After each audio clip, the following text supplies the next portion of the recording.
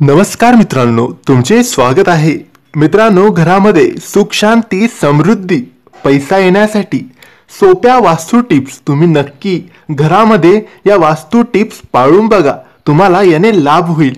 मित्रांनो, घरामध्ये जाळ्या जडमटे कोळ्यांची घरटी लागू देऊ नका। जाळ्या जडमटेमध्ये राहू केतू या पाप ग्रहांचे अस्तित्व असते। झुरळे मुंग्या ढेकून पाली हे घरात होणे म्हणजे अशुभाचे संकेत आहेत। वेळीच्या वेळी पेस्ट कंट्रोल करावे। मित्रांनो, घरामध्ये देवांचे फोटो भिंतींवर टांगून ठेवू नये, त्यांचे पावित्र्य भंग होते।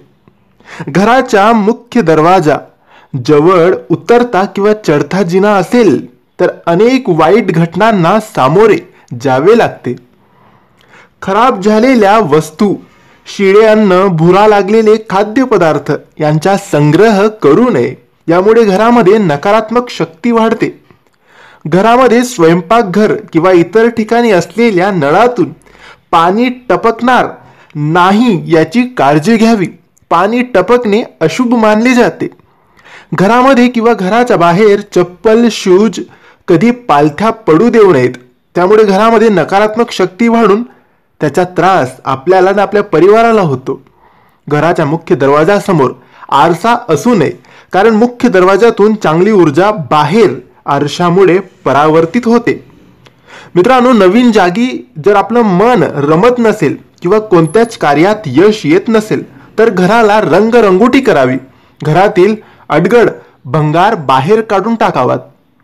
मित्रांनो, हसरा हॅप्पी मॅन घरात असेल तर हे सकारात्मक दृष्टिकोन, उत्साह व आनंदी जीवनाचे प्रतीक मानले जाते।